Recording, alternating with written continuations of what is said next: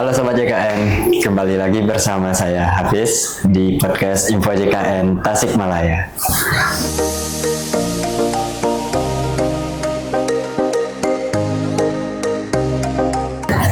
Oke Sobat JKN, di hari ini kita akan mewawancarai lagi salah seorang peserta JKN yang telah merasakan manfaat dari program ini. Siapakah dia? Mari kita bincang sama-sama. Oke, pada hari ini saya berbincang dengan kakak siapa nih? Perkenalkan, aku Syifa Rani Marsa Setiawan. Aku biasa dipanggil Syifa. Aku berumur 20 tahun dan aku tinggal di Garut. Oke, Kak Syifa kan berusia 20 tahun ya sekarang. Ya. Kalau boleh tahu kesibukan Kak Syifa sekarang apa sih? Kebetulan saya adalah seorang mahasiswi jurusan akuntansi di Universitas Siliwangi. Oke.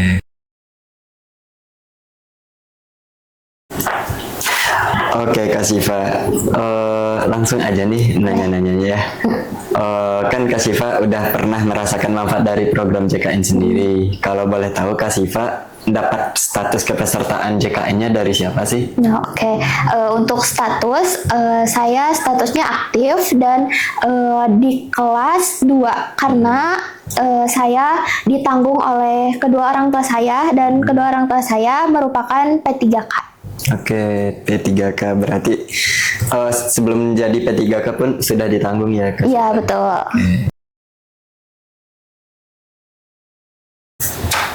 Oke Kak Syifa, tadi kan udah cerita nih status kepesertanya gimana, dan kita semua termasuk Sobat JKN kan ingin tahu ya gimana sih pengalaman Kak Syifa dalam menggunakan BPJS Kesehatan ini. Boleh diceritain nggak Kak? Oke, boleh.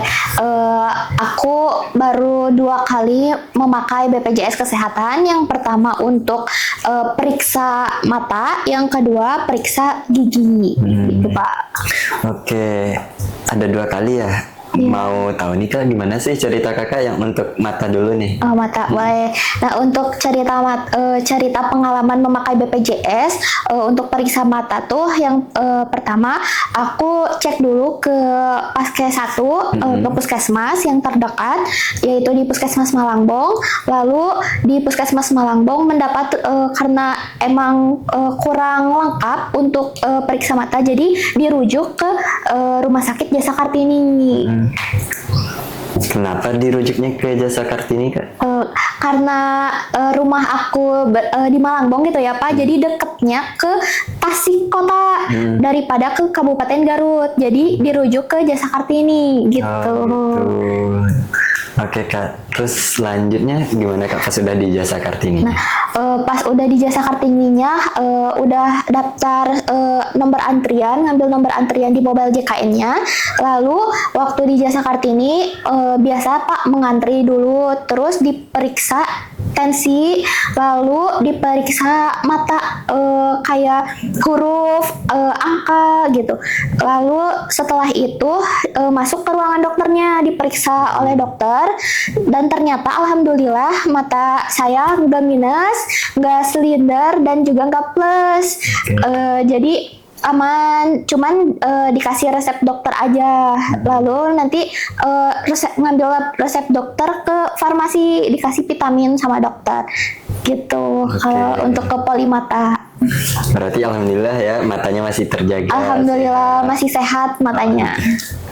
Kalau boleh tahu Kak, Kakak waktu dirujuk ke JK nih, itu di hari yang sama enggak sih? Enggak, di hari berikutnya, hari ini ke puskesmas, besoknya langsung ke Jasa Kartini gitu Pak.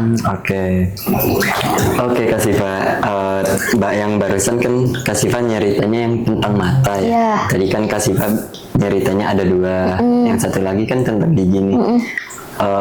Aku dan Sobat JKN pengen tahu nih gimana pengalaman Kak Syifa untuk periksa gigi. Oke, boleh. Nah, untuk gigi, aku yang pertama dicek ke puskesmas, niat untuk periksa gigi di Puskesmas Malangbong. Nah, ternyata di Puskesmas tuh dirujuk ke Jasa Kartini. Nah, setelah itu seperti biasa ngambil nomor antrian di mobile JKN, lalu hari berikutnya ke Rumah Sakit Jasa Kartini. Seperti biasa mengantri dulu, lalu dicek tensinya gitu Pak. Lalu setelah dicek tensi, dipanggil lagi untuk diperiksa sama dokter. Ternyata giginya emang bermasalah gitu ya Pak. Lalu ditangani sama dokter. Nah, untuk pengobatan gigi ini cukup lama dan kontrolnya sampai 6 kali di periksa gigi ini. Nah, untuk selanjutnya setelah diperiksa sama dokter, ternyata harus kontrol 6 kali, lalu dikasih resep obat untuk diminum agar tidak terkena infeksi mungkin ya Pak. Karena tapi untungnya tidak dioperasi di JK tuh. Alhamdulillahnya masih bisa diselamatkan gitu Pak. Setelah itu ngambil resep ke bagian farmasi, resep dokter dari dokter. Seperti itu cerita Kamu ke poli periksa gigi. Ya betul. Tadi kan kamu sempat bilangnya sampai 6 kali. Iya, gitu. betul. Diapain aja sih sama dokter? Nah, untuk periksa gigi tuh yang pertama dikasih obat di giginya, lalu yang kedua itu aku disuntik di giginya, yang kontrol yang ketiga itu dikasih tambalan gitu, tambalan gigi. Yang keempat, kontrol yang keempat tuh dibuka lagi si tambalan giginya, dikasih obat lagi. Yang kelima tuh ditambal permanen. Nah, lalu yang keenam, kontrol yang terakhir, yang keenam itu pengecekan kayak yang terakhir ini aman nggak atau terjadi sesuatu gitu. Takutnya dokternya mengecek kembali di kontrol yang keenam. Dan alhamdulillah sampai sekarang giginya aman, sehat, dan semoga nanti nggak sakit gigi lagi. Amin. Alhamdulillah ya. Berarti Alhamdulillah. giginya terjaga juga Ya. seperti matanya yang tadi. Ya, alhamdulillah. Dan juga pengobatannya gratis juga karena ditanggung sama BPJS Kesehatan. Oke. Kan Kak Siva barusan bilang gratis ya ditanggung BPJS Kesehatan. Ya. Berarti semenjak dari Kak Siva berobatnya di FKTP Puskesmas Malangbong sampai ke FKRTL Jasa Kartini nggak ada ya? Tidak ada. Tidak ada Alhamdulillah. Alhamdulillah. Ditanggung sama BPJS Kesehatan karena selalu rajin membayar iuran tiap bulannya. Ya Sobat JKN, itu adalah salah satu keuntungan Sobat JKN ya untuk membayar iuran per bulannya. Jadi ketika Sobat JKN sakit, Sobat JKN nggak perlu ragu lagi, nggak perlu takut lagi untuk biaya pengobatannya karena sudah ditanggung oleh BPJS Kesehatan, begitu.